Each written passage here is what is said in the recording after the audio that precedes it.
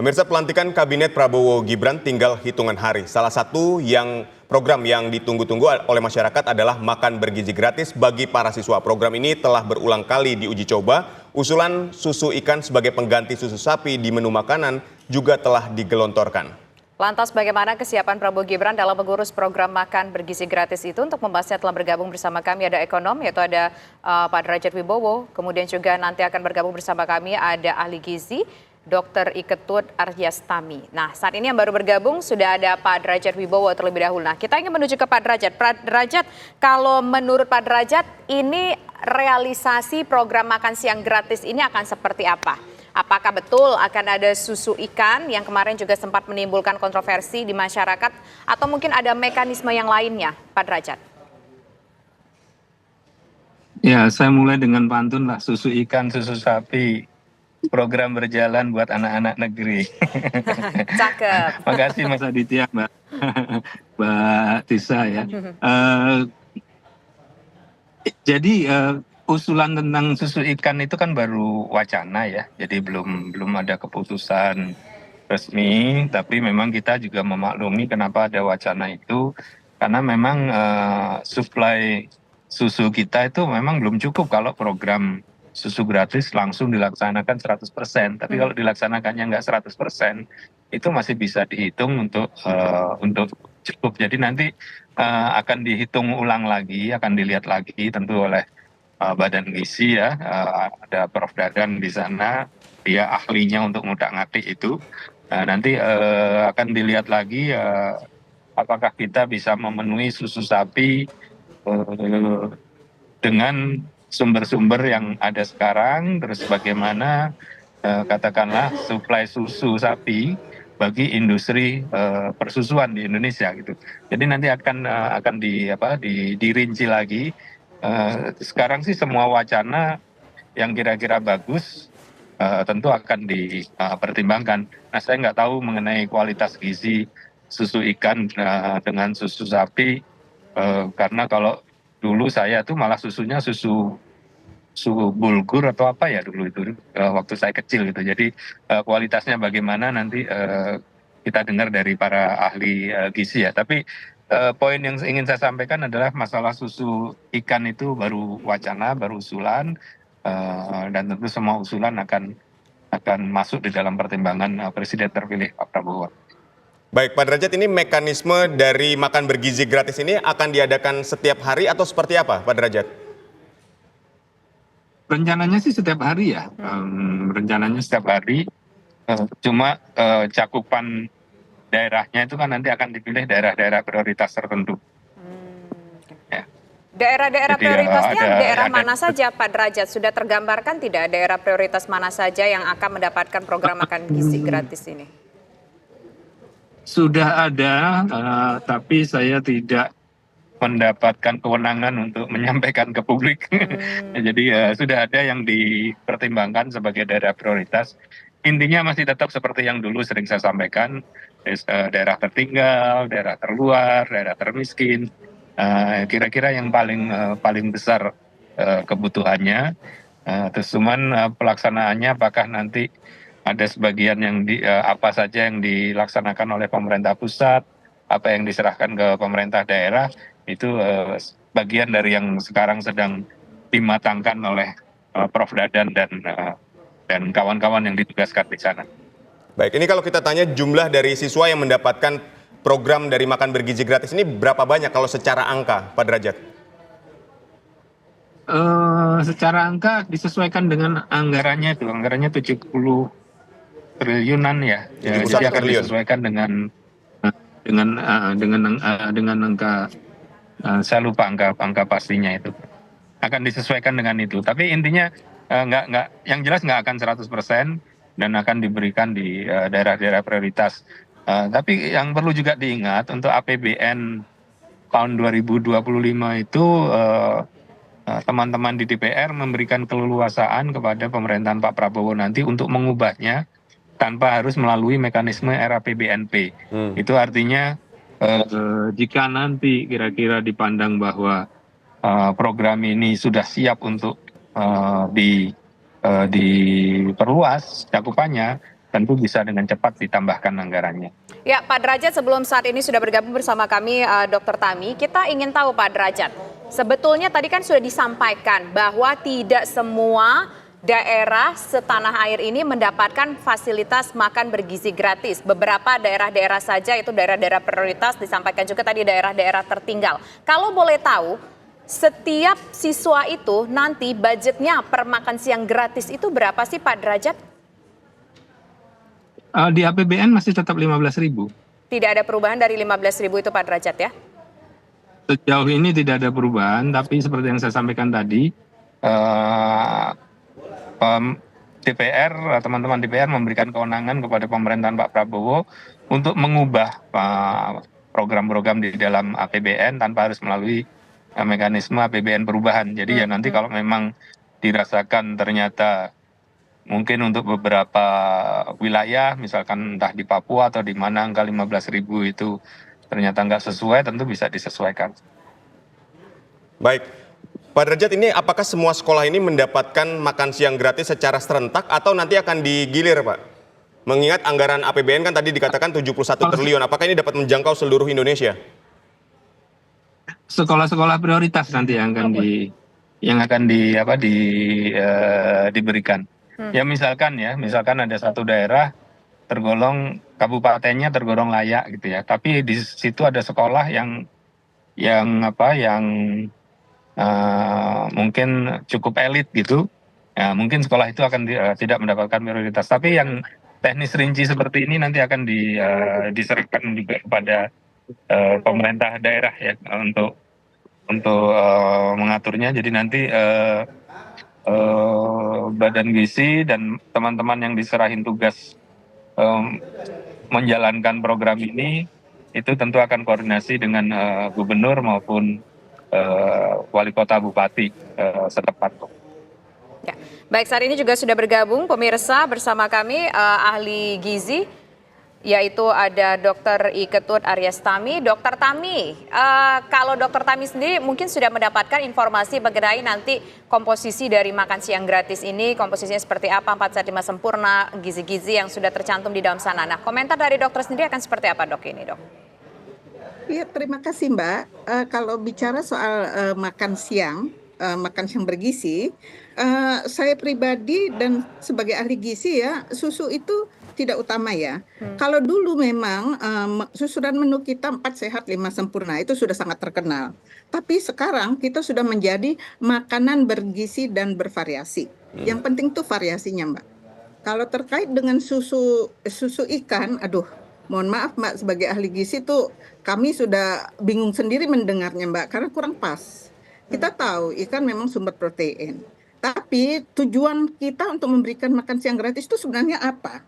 Kalau tujuan kita edukasi, maka kita memang kenapa tidak kita biasakan makan ikan anak itu? Nggak usah dijadikan susu, karena kenapa? Susu membutuhkan hidrolisa lagi, masuk lagi ke pabrik. Artinya di sisi lain tuh kami juga punya agak keberatan kalau misalnya makanan proses food itu, karena di situ sudah merubah zat-zat gizi yang sehat menjadi transformasi susunan gizi yang sudah berubah Mbak. Misalnya kita kenal trans fat seperti itu. Itu Mbak yang bisa saya berikan. Jadi ini kesempatan yang baik untuk membiasakan masyarakat pelajar kita makan makanan bergizi, terutama ikan, karena ikan sumber protein yang bagus gitu Mbak. Baik, Dokter Tami, tadi kan Anda mengatakan bahwa saat ini sudah tidak lagi 4 sehat 5 sempurna dengan adanya susu, tapi lebih ke makanan yang bervariasi. Mungkin ini dapat kita dalami lagi dok, karena kan Betul. Wacana yang hari ini digelontorkan adalah susu ikan yang akan menggantikan susu sapi. Sebetulnya kalau kita lihat kandungan gizi susu ikan dan susu sapi ini seperti apa? Kalau misalnya susu ikan, terus terang saya belum pernah melihat susunan susu ikan ya. Tapi kita tahu di kepala kita, di image kita, di masyarakat Indonesia, mendengar ikan sebagai susu apa enggak sudah enak duluan ya. Meskipun mungkin nanti dengan proses pengolahan tersebut akan memang berubah rasanya, tidak amis lagi. Tapi kita harus pertimbangkan image. Jangan sampai sudah kita produksi anak-anak nggak minum juga. Kenapa saya tetap encouragement saya tetap push mereka makan ikan. Ikan kita melimpah ruah gitu Mas. Terima kasih. Ya, dokter, kalau dokter sebagai ahli gizi, kalau kita bisa memberikan saran dari seorang praktisi dan juga seorang ahli dalam menu yang disiapkan sekitar 15.000 untuk nanti daerah-daerah prioritas untuk menu makanan bagi anak-anak di situ, itu harusnya dapatnya apa aja sih dok untuk benar-benar bisa menjaga kondisi kesehatan anak dan juga menjaga gizi anak tetap terjaga. Tapi nanti ya jawab ya dokter ya, usai jeda berikut. Pemirsa, Baik. kami kembali sesaat lagi. Saya ingin ke Dr. Tami menjawab pertanyaan menggantung tadi. Dr. Tami, dengan budget sekitar Rp15.000 per porsi, kita tahu bahwa harga barang, kebutuhan segala macam untuk makanan pasti di setiap daerah berbeda. 15.000 itu harusnya bisa mencakup apa saja Dr. Tami, idealnya? Sebagai masukan. Ya, terima kasih Mbak. Seharusnya bisa ya kalau kita lakukan untuk bulky, untuk jumlah yang banyak. Kenapa begitu? Karena kan ikan kita juga relatif murah ya sebenarnya ya, tapi nggak tahu tergantung pasarnya, mungkin di daerah pegunungan malah susah ikan ya, Iya. sulit. Jadi kalau misalnya ikan nggak ada, kita kan bisa ganti telur gitu misalnya yang murah lah ya. Jangan misalnya daging sapi boleh sekali-kali. Artinya sekali mengatur itu kan tidak harus selalu harganya 15.000. Bisa aja hari ini 10.000, besok 12.000, nanti 17.000 seperti itu misalnya. Itu cara mengatur. Tapi terkait dengan mengatur ini, saya pikir mungkin akan lebih baik kita serahkan orang tua dan guru. Jadi kan ada komite ya. Dan juga mungkin mereka juga bisa gunakan UMKM. Karena apa? Ini kesempatan kita juga mengangkat UMKM, tetapi yang penting menunya itu yang kita kasih standardized seperti itu, Mbak. Baik dokter, mungkin secara rinci menu-menu apa saja yang bisa disajikan dengan budget 15.000 Ya. itu?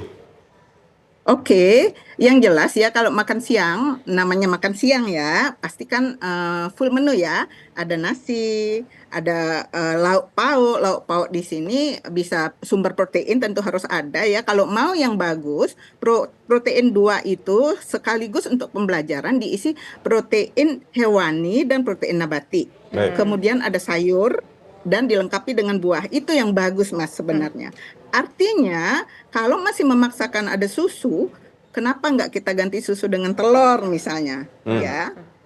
Kira-kira begitu saya sebagai ahli gizi ya bisa memberikan masukan seperti itu instead of susu ikan. Jujur saya tuh belum kebayang susu ikan itu dampak image proses yang semuanya juga membutuhkan effort yang mungkin setelah jadi nggak taunya nggak diminum. Kan sayang ya. Oke, baik. Nah Gitu, sekarang Mas. kita ingin ke Pak Derajat. Pak Derajat, ini nanti akan seperti apa mekanisme untuk mengelola makan siang bergizi gratis ini Pak Derajat? Apakah memang dari pusat nanti akan ada badan khusus yang mengurusi ini sampai dengan ke tingkat katakanlah kabupaten dan kota? Atau bagaimana mekanismenya? Ya dari pusat ada koordinatornya ya, badan gizi itu, lebih ke perencanaan, kemudian penyiapan anggaran, standarisasinya, terus kemudian juga koordinasinya, monefnya ya. Tapi eksekusinya sih sejauh yang sudah kami perbincangkan sekarang, itu memang akan diserahkan ke lokal ya, ke daerah supaya UMKM segala macam, ibu-ibu penyedia catering bisa dilibatkan seperti yang udah sering saya sampaikan sejak masa kampanye lah ya. Itu akan diserahkan ke sana. Nah, cuma apakah nanti ke pemerintah provinsi atau ke pemerintah kabupaten atau bagaimana, itu nanti kita masih punya waktu 3 bulan untuk mematangkan ya. Tapi saya juga ingin mengucapkan terima kasih Dr. Tami, Dok, makasih banyak itu soal susu ikannya. Jadi paling enggak kita bisa menyampaikan bahwa dari sisi gizi itu memang lebih bagus ya makan ikan langsung daripada pakai susu gitu kan. Tapi kita lihat ya semua ide, semua usulan itu tentu akan sangat bermanfaat, apalagi program ini kan untuk secara nasional relatif baru di Indonesia. Jadi tentu kita harus belajar dari apa yang terjadi di luar. Kita mendengarkan juga saran para ahli seperti Dr. Tami ya. Kita juga mendengarkan masukan dari berbagai kementerian. Yang jelas Kementerian Kesehatan pasti akan terlibat nanti. Tinggal bagaimana rinciannya Itu yang sekarang masih digodok, dimatangkan. Baik, Mas Derajat, tadi kan Anda katakan ini akan ada di level pemerintah daerah menggerakkan UMKM. Ini dampak ekonominya untuk kelas menengah ini seperti apa dari makan bergizi gratis ini? Oh, itu akan sangat besar karena seperti yang saya sering sampaikan waktu pertama kali program ini dimunculkan, itu kan banyak yang mentertawakan. Tapi ya saya sampaikan, nanti yang suplai telur siapa? Itu ya pasti ya di sekitarnya. Kemudian yang suplai tempe, yang suplai daging, kalau misalkan pada satu saat ada menunya daging, sayur-sayuran, itu yang ada di sekitarnya. Jadi efek multipliernya itu akan sangat besar. Saya belum melakukan modeling, tapi perhitungan kasar itu dengan anggaran yang sekarang paling tidak mungkin ada tambahan ke pertumbuhan itu mungkin sekitar 0,4-0,5% tambahannya. Karena anggarannya kan belum maksimal ya. Tapi kalau anggarannya maksimal pasti akan lebih besar lagi nanti efeknya bagi ekonomi rakyat. Jadi ini menggerakkan ekonomi rakyat ya. Ya mudah-mudahan sih suatu saat ada juga menunya, ada rendang, ayam gulai. Ayam pop. Mudah-mudahan. Baik. Oke, Pak Derajat. Ya, Pak Derajat, tentunya orang tua yang mungkin berharap dengan program makan siang gratis ini ingin memang menu-menu yang terbaik dan bergizi dan juga lezat dan bervariasi begitu ya bagi putra-putri mereka di sekolahan. Tapi bagaimana kemudian untuk menjamin bahwa anggaran ini, bahwa proyek ini tidak akan dikorupsi sampai dengan ke bagian-bagian bawah? Karena kan ini bukan cuma di ibu kota, bukan cuma di tingkat pusat saja yang mendapatkan ini mungkin. Sampai dengan ke bawah-ke bawahnya saja juga mungkin bisa. Bagaimana kemudian untuk meminimalisir dampak yang mungkin saja terjadi, misalkan dampak korupsi? Ya, itu concern yang sangat bagus, Mbak Tisa. Saya terima kasih sekali. Memang kami juga membahas itu. Nah, salah satu yang kita pertimbangkan adalah ini diawasi oleh komite orang tua dan sekolah begitu. Dan mungkin juga ada digitalisasi, dan sekarang kan orang bisa mudah ya memvideo. Jadi kalau misalkan menunya ternyata aneh-aneh seperti yang terjadi di salah satu kota yang nggak jauh dari Jakarta, menunya ternyata cuman ecek-ecek begitu, kan nanti di video oleh orang tua disebarkan. Ya, jadi akan ada kontrol dari masyarakat.